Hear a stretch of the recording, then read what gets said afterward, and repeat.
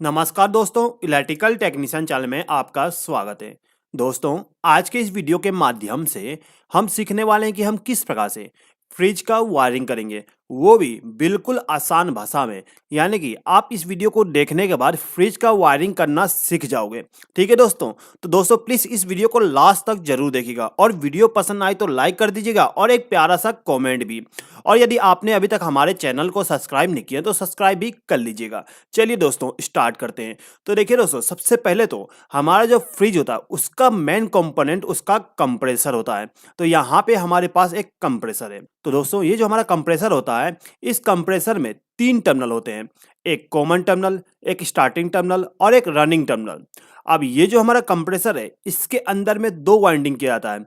एक तो common terminal से लाके स्टार्टिंग में कनेक्ट कर दिया जाता है, दूसरा कॉमन टर्मिनल से कनेक्ट करके रनिंग पे कनेक्ट कर दिया जाता है। एक होता है हमारा स्टार्टिंग वाइंडिंग और दूसरा होता है रनिंग वाइंडिंग। ठीक है दोस्तों, अब ये जो हमारा कंप्रेसर होता है, इसको स्टार्ट करने के लिए एक रिले की जरूरत पड़ता है। यानी कि इस कंप्रेसर को स्टार्ट करने के लिए स्टार्टिंग में स्टार्टिंग वाइंडिंग और रनिंग वाइंडिंग को शॉर्ट करना पड़ता है, इसीलिए एक रिले का उपयोग किया जाता है। ये जो हमारा रिले है, ये क्या करता है, स्टार्टिंग वाइंडिंग और रनिंग वाइंडिंग को शॉर्ट कर देता है। उसके बाद जैसे ही हमारा कंप्रेसर स्टार्ट हो जाता है तो स्टार्टिंग वाइंडिंग को ओपन कर देगा, यानी कि स्टार्टिंग वाइंडिंग में पावर सप्लाई जाना बंद हो जाएगा और जो हमारा कंप्रेसर होता है वो केवल रनिंग वाइंडिंग पे वर्क करेगा। ठीक है दोस्तों, अब इसके बाद में हमारा जो कंप्रेसर होता है, इसके प्रोटेक्शन के लिए एक डिवाइस यूज किया जाता है जिसको हम बोलते हैं OLP, यानी कि ओवरलोड प्रोटेक्टर। ये जो हमारा ओवरलोड प्रोटेक्टर होता है, ये क्या करता है कि पावर सप्लाई ब्रेक करेगा। कब ब्रेक करेगा? जब हमारा कंप्रेसर गर्म हो जाए। यदि हमारा कंप्रेसर गर्म हो जाता है तो उस कंडीशन में ये OLP ऑपरेट हो जाता है, यानी कि पावर सप्लाई को आगे फ्लो नहीं होने देगा। और जैसे ही कंप्रेसर दोबारा ठंडा हो जाएगा तो दोबारा पावर सप्लाई को आगे फ्लो होने देगा। ठीक है, उसके बाद आपने फ्रिज में ये भी देखे होंगे कि हम फ्रिज के टेम्परेचर को सेट करते हैं, यानी कि एक रोटरी स्विच होता है, उसको घुमा के हम टेम्परेचर सेट करते हैं कि हमें फ्रिज के अंदर कितना टेम्परेचर को रखना है। ठीक है, तो उसके लिए यहाँ पे थर्मोस्टेट का उपयोग किया जाता है। दोस्तों ये जो हमारा थर्मोस्टेट है, इसका काम यह है कि यदि फ्रिज के अंदर टेम्परेचर मेंटेन हो जाता है, यानी कि आप जितना टेम्परेचर फ्रिज के अंदर रखना चाहते हैं उतना मेंटेन हो गया, तो उस समय क्या करेगा, ये थर्मोस्टेट पावर सप्लाई को ब्रेक कर देगा, यानी कि इस थर्मोस्टेट से आगे पावर सप्लाई फ्लो नहीं हो पाएगा। ठीक है दोस्तों, अब यहाँ पे टेम्परेचर सेट करने के लिए यहाँ पे एक नॉब दिया गया होता है जिसको हम रोटेट करके टेम्परेचर को सेट करते हैं। उसके बाद जैसे ही हम फ्रिज के दरवाजा को खोलते हैं तो हम देखते हैं कि एक लाइट ग्लो हो जाती है, यानी कि उसके अंदर एक बल्ब लगा हुआ होता है। अब ये जो हमारा बल्ब है, ये हमेशा ग्लो नहीं करता, ये तब ग्लो करेगा जब हम गेट को ओपन करते हैं, यानी कि एक स्विच लगा होता है। तो यहाँ पे जो स्विच लगा होता है उसको हम बोलते हैं डोर स्विच। यानी कि जैसे ही हम गेट को खोलेंगे तो ये जो डोर स्विच होता है वो ऑपरेट हो जाएगा और ऑपरेट होने के बाद पावर सप्लाई को आगे फ्लो कराएगा और जो हमारा बल्ब है वो ग्लो हो जाएगी। अब ये जितने भी कंपोनेंट है ये हमारे फ्रिज में होते हैं। इसके अलावा एक और प्लग टॉप होता है जिसके द्वारा हम इन सभी इक्विपमेंट को पावर सप्लाई देते हैं। ठीक है दोस्तों, तो यहाँ पे हमारे सभी कंपोनेंट आ चुके हैं। अब हम इसका वायरिंग करना सीख लेते हैं। तो दोस्तों देखिए, सबसे पहले तो हमारा जो बल्ब है इसका कनेक्शन कर लेते हैं। तो जैसे कि मैंने आपको बताया था कि ये जो हमारा बल्ब है वो तभी ग्लो होना चाहिए जब हमारा डोर ओपन होता है। तो हमें क्या करना होता है कि जो हमारा फेस सप्लाई है उसको हम प्लग टॉप से लेके जाएंगे और जो हमारा डोर स्विच है उसको इनपुट पावर सप्लाई दे देंगे। दोस्तों याद रखिएगा, जो हमारा प्लग टॉप होता है उसका दाहिना पिन फेस सप्लाई के लिए होता है, तो हम यहीं से एक बार को कनेक्ट करके ले जाते हैं और डोर स्विच को पावर सप्लाई दे देते हैं। अब ये जो हमारा डोर स्विच है इसके आउटपुट टर्मिनल से एक बार को कनेक्ट करके ले जाते हैं और जो हमारा लैंप है उसको फेस सप्लाई दे देंगे। अब इस लैंप को ग्लो कराने के लिए न्यूट्रल पावर सप्लाई भी चाहिए, तो उसके लिए हम क्या करते हैं, यहाँ से एक बार को कनेक्ट करके ले जाते हैं और जो हमारा बल्ब होता है इसको हम न्यूट्रल पावर सप्लाई दे देंगे।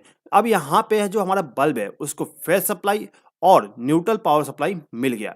ठीक है, तो दोस्तों एक बार देख लीजिए कि ये जो हमारा लैंप है वो किस प्रकार से वर्क करेगा। देखिए, जब हम इस प्लग टॉप को पावर सप्लाई में कनेक्ट कर देते हैं और स्विच को चालू कर देते हैं तो उस कंडीशन में क्या होता है, पावर सप्लाई यहाँ से फ्लो होते हुए इस डोर स्विच तक पहुंच जाती है।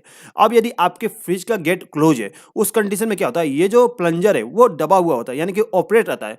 उस कंडीशन में क्या होता है कि इस कॉन्टैक्ट से पावर सप्लाई इस कॉन्टैक्ट तक नहीं पहुंच पाता, यानी कि ओपन हो जाती है। अब जैसे ही आप गेट को ओपन करते हो, यानी कि गेट को खोलते हो फ्रिज के, तो क्या होता है कि यहाँ का पावर सप्लाई यहाँ तक पहुंच जाती है। उसके बाद यहाँ से पावर सप्लाई फ्लो होते हुए सीधे बल्ब तक पहुंच जाएगी और इधर से न्यूट्रल पावर सप्लाई इसको मिल ही रहा है, यानी कि इस बल्ब को फेस सप्लाई और न्यूट्रल पावर सप्लाई मिल जाएगा जिससे कि हमारा जो बल्ब है वो ऑन हो जाएगी। ठीक है, तो यहाँ पे इतना कॉन्सेप्ट क्लियर हो गया होगा। अब दोस्तों देखिए, यहाँ पे जो हमारा कंप्रेसर है इसको हमें फेज सप्लाई और न्यूट्रल पावर सप्लाई देना पड़ता है ऑपरेट करने के लिए, क्योंकि यहाँ पे जो कंप्रेसर यूज कर रहे हैं वो सिंगल फेज का कंप्रेसर है, ठीक है। तो यहाँ पे जो कंप्रेसर है उसके टर्मिनल का पहचान किस प्रकार से करेंगे और किस प्रकार से हम इसका कनेक्शन करेंगे उसके बारे में एक बार समझ लीजिए, उसके बाद इसका कनेक्शन करना सीख लेंगे। दोस्तों जो हमारा कंप्रेसर होता है, कंप्रेसर के अंदर में दो वाइंडिंग किया जाता है, एक तो रनिंग वाइंडिंग, दूसरा स्टार्टिंग वाइंडिंग। अब जो हमारा वाइंडिंग है इन दोनों के एक एक सिरे को हम क्या करते हैं कि हमारा जो कॉमन टर्मिनल है उस पर कनेक्ट कर देते हैं और दूसरे दो सिरे को रनिंग पे और एक स्टार्टिंग टर्मिनल पे कनेक्ट कर देते हैं। अब दोस्तों देखिए, यहाँ पे आपको मालूम करना है कि कौन सा टर्मिनल हमारा किस लिए, यानी कि कॉमन कौन सा है, स्टार्टिंग कौन सा है, रनिंग कौन सा है। तो उसके लिए आपको मल्टीमीटर का उपयोग करना पड़ेगा। अब जो आपका मल्टीमीटर है उसको रेजिस्टेंस पोजीशन पे सेलेक्ट कर लीजिए और सेलेक्ट करने के बाद आपको क्या करना है, हर एक टर्मिनल पे रेजिस्टेंस को मेजर करना है और उसको नोट डाउन कर लेना है। और जब आप रेजिस्टेंस को मेजर कर लोगे, यानी कि तीनों टर्मिनल पे रेजिस्टेंस को मेजर कर लोगे, तो उसके बाद आप देखोगे कि आपका जो एक रेजिस्टेंस है वो कम आया और दूसरा रेजिस्टेंस उससे थोड़ा ज्यादा आया और तीसरा रेजिस्टेंस उन दोनों के टोटल में आया, ठीक है। यानी कि जो हमारा रनिंग वाइंडिंग होता है उसमें वाइंडिंग थोड़ा कम किया जाता है, यानी कि जो हमारा रनिंग वाइंडिंग होगा उसका रेजिस्टेंस सबसे कम आएगा। जिसका रेजिस्टेंस सबसे कम आया वो हमारा रनिंग वाइंडिंग हो जाएगा, ठीक है। उसके बाद जो हमारा स्टार्टिंग वाइंडिंग होता है उसका रेजिस्टेंस रनिंग वाइंडिंग से थोड़ा सा ज्यादा आएगा। जैसे कि आप यहाँ पे देख सकते हो, जो हमारा रनिंग वाइंडिंग है इसका 2 ओम रेजिस्टेंस आया है। दोस्तों यहाँ पे आपको एग्जांपल के लिए 2 ओम दिखाया गया है, लेकिन एक्चुअल में आपको 13, 14, 15 ओम के लगभग में आ जाएगा। डिपेंड करता है कि आपका कंप्रेसर कौन सा है, ठीक है। तो यहाँ पे मान लेते हैं कि जो हमारा रनिंग वाइंडिंग है उसका रेजिस्टेंस 2 ओम आ रहा है और जो स्टार्टिंग वाइंडिंग है उसका रेजिस्टेंस 3 ओम आ रहा है। अब जब आप इन दोनों टर्मिनल पे मेजर करोगे रेजिस्टेंस को यहाँ पे और यहाँ पे, तो आपको इन दोनों का टोटल मिलेगा, यानी कि 5 ओम रेजिस्टेंस मिल जाएगा, ठीक है दोस्तों। तो कुछ इस प्रकार से आप मल्टीमीटर का उपयोग करके टर्मिनल को पता कर सकते हो। अब यदि दोस्तों आपके पास में मल्टीमीटर नहीं है तो उस कंडीशन में आप क्या कर सकते हो, टर्मिनल को देख के पता कर सकते हो कि कौन सा टर्मिनल आपका कॉमन है, कौन सा स्टार्टिंग, कौन सा रनिंग। तो दोस्तों देखिए, जो हमारा कॉमन टर्मिनल होता है वो अलग ही होता है, यानी कि वो एक लाइन में नहीं होगा, वो बीच सेंटर में कहीं भी होगा, ठीक है। यदि वो सेंटर में है तो वो हमारा कॉमन टर्मिनल हो जाएगा। सी से सेंटर होता है यानी कि वो हमारा हो जाएगा कॉमन टर्मिनल, ठीक है। अब जो हमारा रनिंग टर्मिनल है यानी कि राइट हैंड साइड में होगा, ठीक है, ये हमारा राइट हैंड साइड है तो ये हो गया हमारा रनिंग टर्मिनल।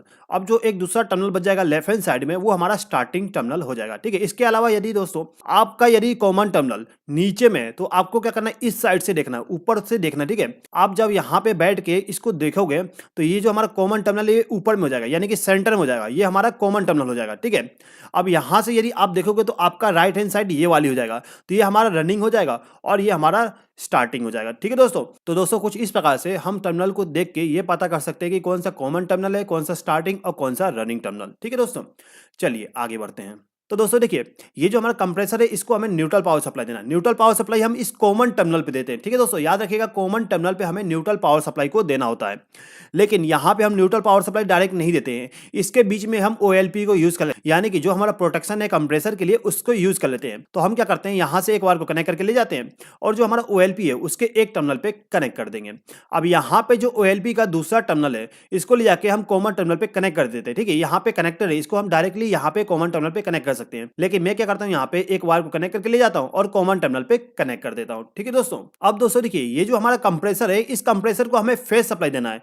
तो फेज सप्लाई देने के लिए हम क्या करते हैं, हमारे जो प्लग टॉप है इसके आउटपुट टर्मिनल से हम क्या करते हैं, एक वायर को कनेक्ट करके ले जाते हैं और जो हमारा थर्मोस्टेट है उसके एक टर्मिनल पे कनेक्ट कर देंगे।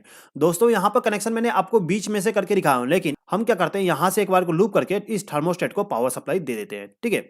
अब ये जो हमारा थर्मोस्टेट है इसके आउटपुट टर्मिनल से जो पावर सप्लाई जाएगी वो इस रिले में चली जाएगी, लेकिन इस रिले में 3 टर्मिनल है, तो यहाँ पे हम कनेक्शन कहाँ पे करें। तो दोस्तों देखिए, ये जो हमारा रिले होता है इसमें टर्मिनल का नाम लिखा होता है, जैसे कि एक पे लिखा होगा कॉमन टर्मिनल, एक पे स्टार्टिंग और एक पे रनिंग, ठीक है। तो जो हमारा रिले है उसका जो डम्मी टर्मिनल है उसमें हम पावर सप्लाई थर्मोस्टेट के द्वारा देते हैं। तो यहाँ से एक बार कनेक्ट करके हम थर्मोस्टेट के डम्मी टर्मिनल पे कनेक्ट कर देंगे, ठीक है।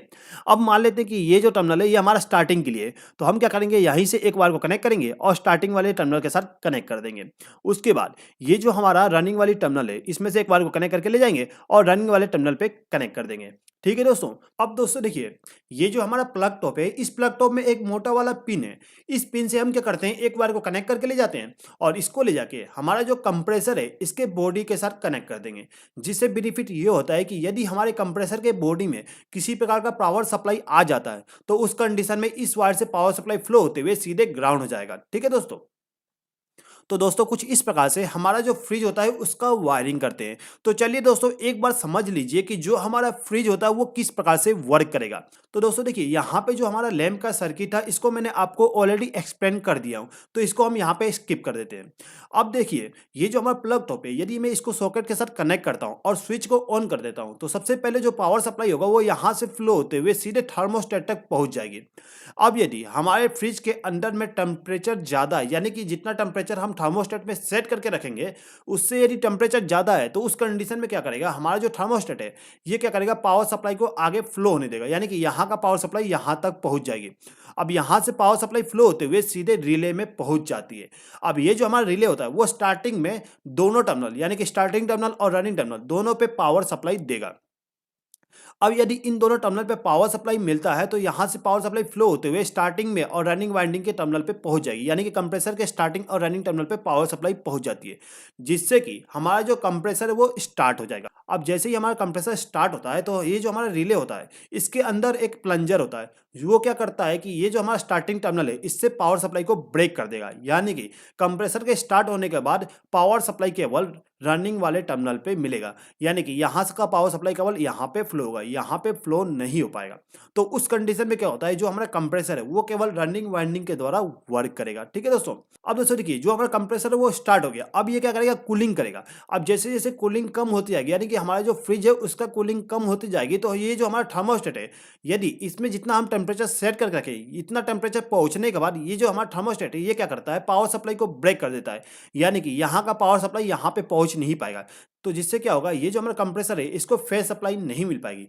अब ये जो हमारा कंप्रेसर है यदि इसको फेस सप्लाई नहीं मिलता तो ये बंद हो जाती है। ठीक है दोस्तों। अब जब हमारा फ्रिज के टेम्परेचर दोबारा बढ़ जाता है, यानी कि जितना हम टेम्परेचर सेट किए उससे ज्यादा हो जाएगा, तो दोबारा ये एनसी कॉन्टैक्ट बन जाएगी, जिससे क्या होगा, हमारा जो कंप्रेसर है वो दोबारा स्टार्ट हो जाएगी। ठीक है दोस्तों। अब दोस्तों देखिए ये जो हमारा कंप्रेसर है यदि ये चलते चलते गर्म हो जाता है तो उस कंडीशन में ये जो ओएलपी ये ऑपरेट हो जाएगा, और ये जो ओएलपी ये क्या करता है, न्यूट्रल पावर सप्लाई को ब्रेक कर देगा। अब जैसे ही न्यूट्रल पावर सप्लाई ब्रेक होता है तो हमारे जो कंप्रेसर है इसको न्यूट्रल पावर सप्लाई नहीं मिल पाएगा, जिससे कि कंप्रेसर बंद हो जाती है। अब जैसे ही कंप्रेसर दोबारा ठंडा हो जाता है तो उस कंडीशन में ये ओएलपी नॉर्मल हो जाता है, यानी कि न्यूट्रल पावर सप्लाई को आउटपुट में जनरेट करने लगता है, तो हमारा जो कंप्रेसर है ये दोबारा ऑन हो जाएगी। ठीक है दोस्तों। तो दोस्तों मैं यहाँ पे उम्मीद करता हूँ कि यहाँ पे आप समझ गए होंगे कि किस प्रकार से हम फ्रिज का वायरिंग करते हैं और जो हमारा फ्रिज होता है किस प्रकार से वर्क करता है। दोस्तों यदि आपको ये वीडियो पसंद आया हो तो प्लीज इस वीडियो पे लाइक, शेयर और कमेंट भी कर दीजिएगा, और यदि आपने अभी तक हमारे चैनल को सब्सक्राइब नहीं किया तो सब्सक्राइब भी कर लीजिएगा। इस वीडियो को देखने के लिए धन्यवाद।